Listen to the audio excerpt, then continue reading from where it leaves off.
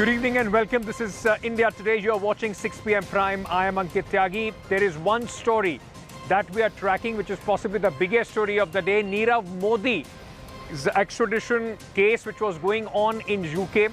Now, Nirav Modi possibly soon would be in the grab of the enforcement agencies in India after, for a couple of years trying to evade the law for the last 2 years. This was a big political issue. So we are starting 6 p.m. Prime right now with this story. After a gap of 2 years, a legal battle which has gone on for a couple of years, wanted diamond merchant Nirav Modi will be extradited to India. The verdict was pronounced by UK court today. Nirav is wanted for fraud and money laundering in 13,000 crore rupee Punjab National Bank scam. Nirav Modi appeared before the court through video conferencing from the Wandsworth prison, where he has been lodged since March 2019. The court said there is enough proof against Nirav Modi. The court observed the Indian jails are satisfactory and the Indian leaders are not influencing the Nirav Modi case. The court also said Nirav was not part of the legitimate business and that he also threatened the witnesses. The court said Mumbai's Arthur Road jail is fit for Nirav Modi. Nirav Modi has been charged with obtaining loan agreements through fraudulent measures and is also accused of money laundering. He has also been charged for causing disappearance of evidence and intimidating witnesses.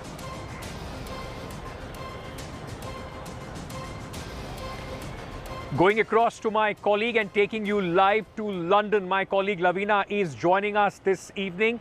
She's been keeping a very, very close eye on the entire case for the last couple of years. Lavina, for the benefit of our viewers, is there any option still left for Nirav Modi to in fact escape the clutches of law in India? What's the way forward from here? Yes, there are still legal options available to Nirav Modi in the UK, Ankit, that he in all probability will avail. And this includes the following. The extradition order given by the Westminster Magistrate Court today will be reaching Preeti Patel, the Home Secretary. And at this stage, and the ad order has to be ratified by her before it to be implemented. Now, at this stage, Nirav Modi has an option to send in representation and appeal saying reconsider the verdict. If she decides to sign the order, then also he has an option to challenge the order of the Westminster Magistrate Court and the decision of the Home Secretary in the Court of Appeal. At this stage, if he is rejected, then he can put in a written application for permission to open the case in the Supreme Court. All this while, this has to be done on a case of point of law. So some flaw has to be shown in the point of law. Okay.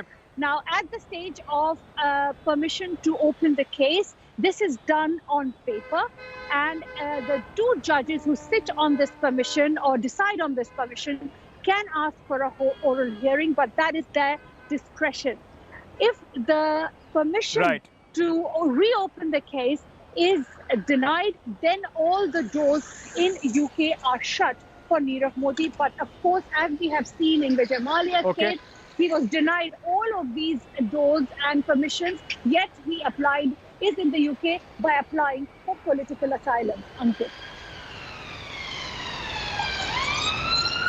All right, so there are still legal options, but this, at least in India, will have big political repercussions as well. Lavina, thank you for joining us this evening from London to give us all these details of the way forward of this case.